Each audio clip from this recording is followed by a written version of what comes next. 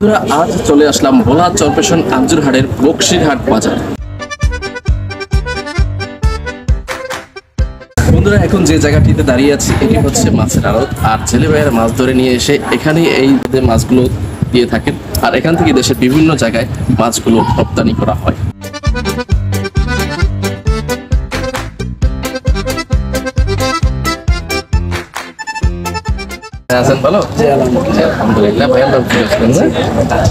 এই জাল দিয়ে কি কি মাছ ধরা হয়? ইলিশ মাছ, সারসা মাছ, আচ্ছা, বিভিন্ন মাছ। এই নদীতে কি মাছ ধরা হয় নাকি না আরো বিভিন্ন জায়গায় যাওয়া হয়? সাগরে যায়। কোন কোন সাগরে যাওয়া হয়? এটা এককালে মনে করেন ডালসার নামা পাতলা সব। আচ্ছা, দৈনিক কত লাখ টাকা মাছ ধরা হয়? এই কত দেখা গেছে দৈনিক তো ইয়ারে না 5 দিন 6 দিন টিকে দেখা গেছে 2 লাখ 2 লাখ টাকার মাছ।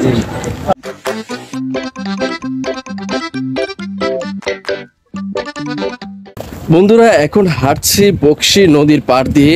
আর এই বকশী নদীর পাড়টা বেশ চমৎকার একটি নদীর পাড়। দেখেন কত চমৎকার ভাবে ব্লক ফেলে রেখেছে যাতে নদী ভাঙ্গন না হয়। নদী ভাঙ্গন ঠেকাতেই এই ব্লকগুলো ফেলে রাখা। আমাদের এই ভোলা জেলায় বেশিরভাগই মাছ ধরা নিয়েই জেলে ভাইয়েরা ব্যস্ত থাকেন বেশি। বিশেষ করে নদীর পাড়ে যারা থাকেন তাদের কর্মের বা আয়ের উৎস একটাই, নদী থেকে মাছ ধরে মাছ বিক্রি করে টাকা ইনকাম করা। এটাই হচ্ছে তাদের মূল আয়ের উৎস।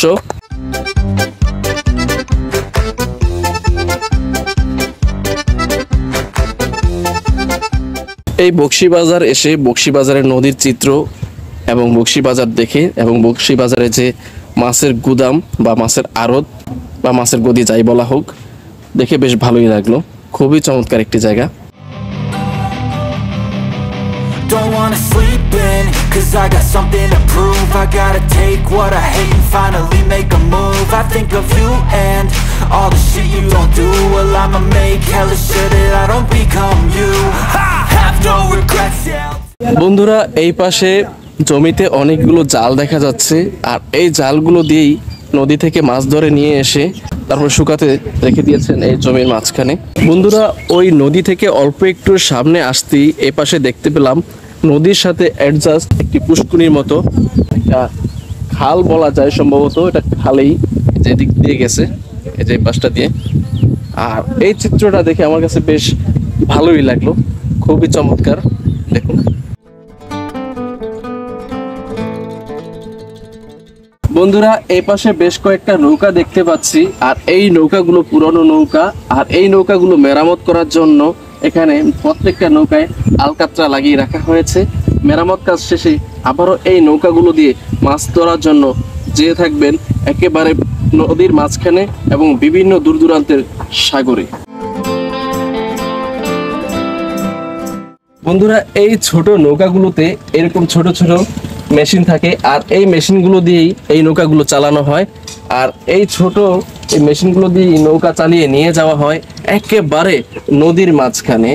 আর এই ছোট নৌকার যে পাখা বা পয়লার যাই বলা হয়, দেখুন এই ছোট নৌকার পাখা বা পয়লারগুলো কিরকম হয় দেখুন, একেবারে ছোট পাখা বা পয়লার যাই বলেন না কেন। আর এই ছোট পয়লার বা পাখাগুলো দিয়ে চালিয়ে নিয়ে যাওয়া হয় একেবারে নদীর মাঝপথে বা সাগরের মাঝখানে।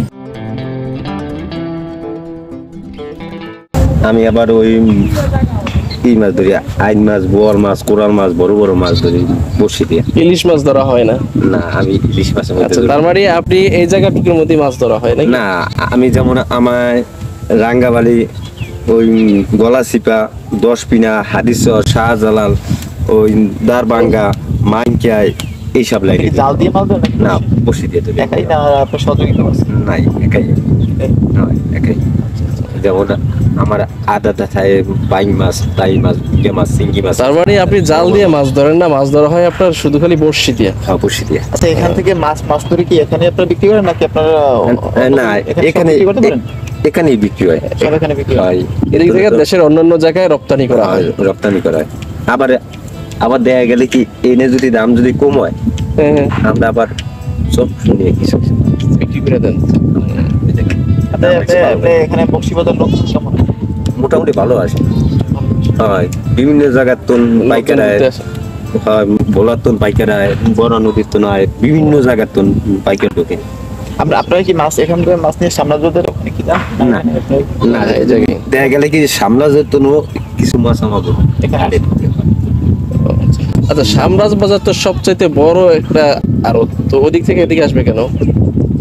দেখা গেলে দাদা সামলা যেই মাছটা পাইবে 10 টাকায়, এই মাছটা এনে বেচতে পারবে 15 টাকা 20 টাকা। ও বুঝতে পারছি, মানে লাভের এই জায়গায় লাভের মানে কথা চাহিদা চিন্তা করে বেশি। এদিকে নিয়ে আসা হয়। হয়। লাভ আর চাহিদা দুইটা মিলে। হয়, দুটা মিলে বেশি।